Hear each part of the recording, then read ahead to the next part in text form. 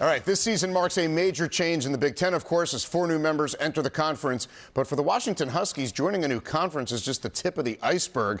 After Kalen DeBoer left for Alabama, half the roster departed for the NFL or entered the transfer portal. And the Huskies were the first team since 1951 to start a season unranked after finishing top 2 the year before.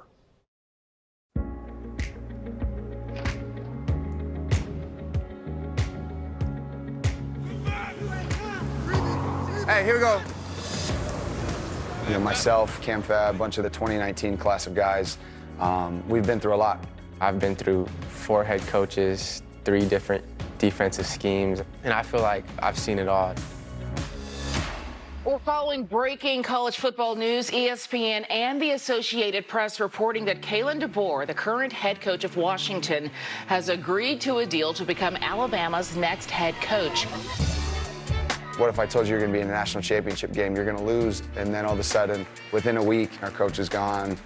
That was all such a whirlwind. I don't need the microphone for this. Please welcome our next head football coach, Jedd Fisch. When Coach Fisch was hired, he met with the team and he addressed all the elephants in the room and really kept it real with us on that level. When the head coach leaves, the portal opens for that one program. It was a huge challenge for us to be able to figure out how are we going to field the team. It was a battle up until through May. We had 40-something scholarship players after Coach Fisch took the job, and we had to obviously bring in transfers, incoming freshmen. There was only 1, maybe 2 returning starters on the team. So you're talking about having to replace 20 starters while you're trying to build this team. It's never been done before. We are definitely in uncharted territory. Hey, Drew! Last 6 PRPs you've been. Hey, Drew, it's Falcon. So, all right, Falcon. All of a sudden now, we have such a melting pot of so many freshmen, transfers, Arizona guys. It's been a really unique challenge.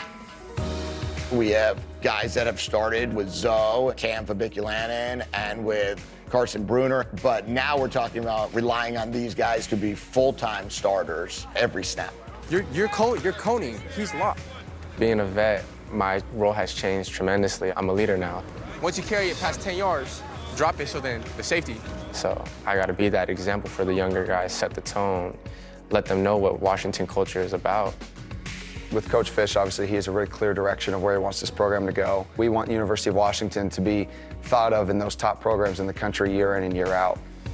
We really have a great challenge because right now, all of the fans tasted success. So you've got to find a way to be able to continue to have success.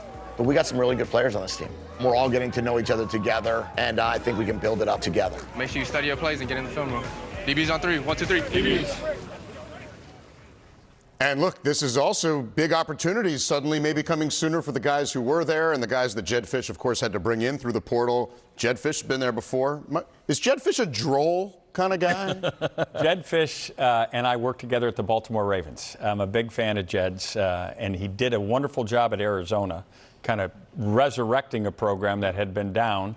1-11, 5-7, and then the monster year last year where they beat Oklahoma in the Alamo Bowl.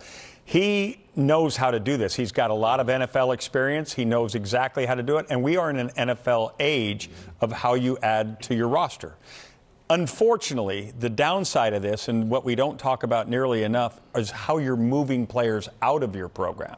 Because there's a nudge. There's a way to move people out. Well, you coaches don't want us to talk about that. That's been a well-kept secret. And I just think that somehow, some way, given the amount of money that's involved in college sports right now, that if the kid wants to stay, even though he may not be on the team, should be given an opportunity to stay with a scholarship. Because you do choose the school as well.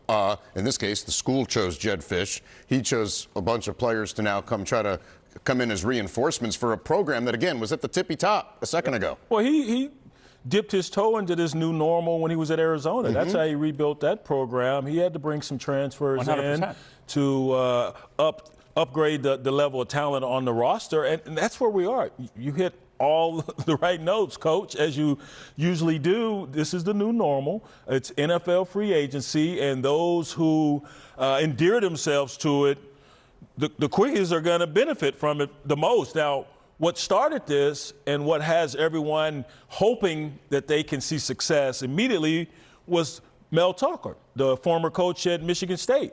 That 1 year, he brings in a Kenneth Walker and about Lincoln 40 Riley different the year guys. after. Lincoln Riley the year after at SC, and these guys have immediate success. Now, there was no foundation built. Now, that's the key. You've got to have some foundation, and once you have that built, now I can go and just pluck a few here and there to fill voids. You want to talk about things that aren't talked about in public. When does this whole process start, if you're smart? It starts in November. November is when the FCS transfer portal opens. That's when you start building your roster for next year. So as you're finishing your current season, you're already trying to push people out and attract people in. It's kind of the wild, wild west, and it's interesting, but it's all year to year. And you talk about, how long have you built this? You build it 1 year at a time.